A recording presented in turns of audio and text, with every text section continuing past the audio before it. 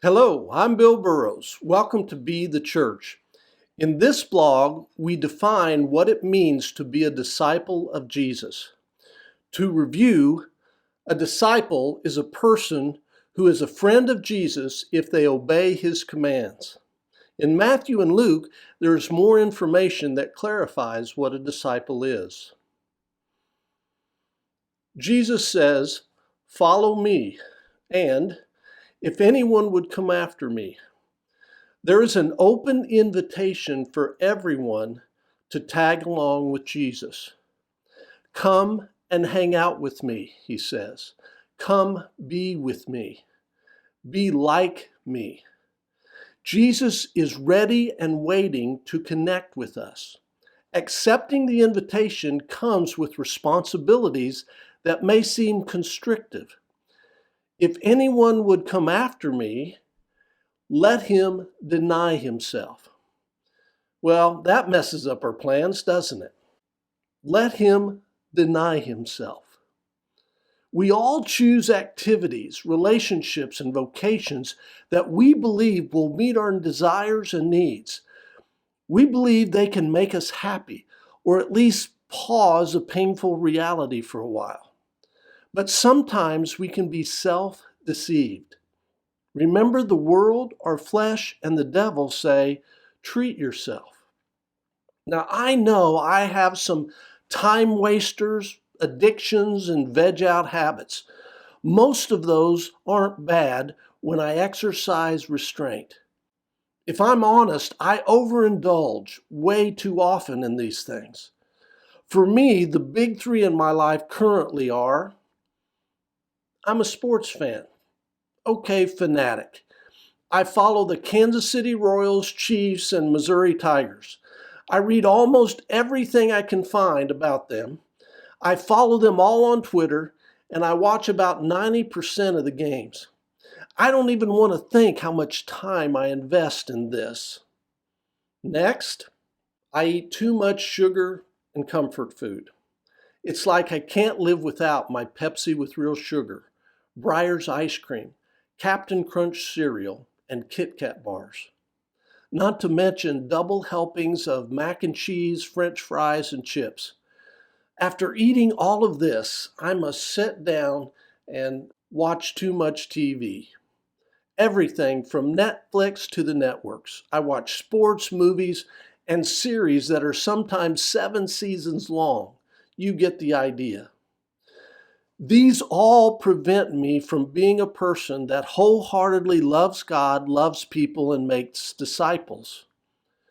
I have to deny myself to be a disciple of Jesus, which means I must say no to sports, comfort food, and/or TV, at least for a period of time, to break the addictive habits. In moderation, these activities can give us some temporary pleasure, in the moment, so to speak. But if we are dependent on them, something is wrong. How do you know when you're too attracted to an activity?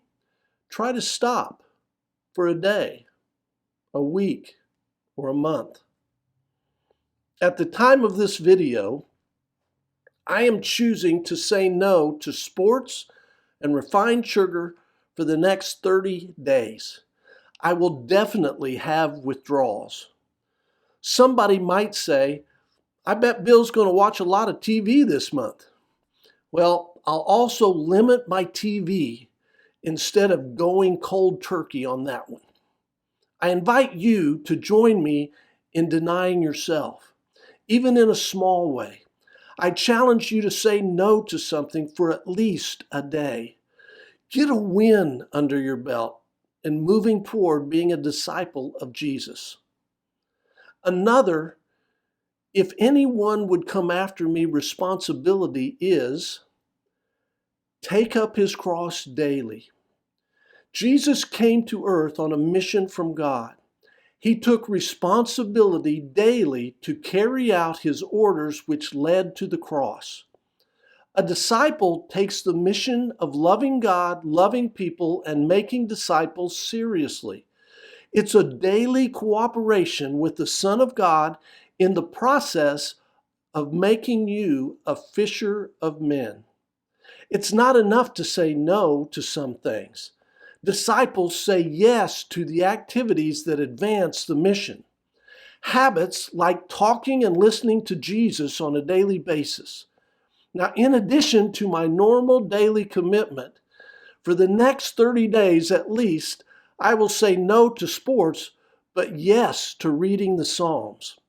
Every time I get an urge to go look at a sports article, I'll read the Psalms instead. I'll also say no to refined sugar and yes to vegetables. I'll say no to excessive TV and yes to spiritual conversations. I'll also invite you to join me in taking up your cross by saying yes to habits that keep you on mission.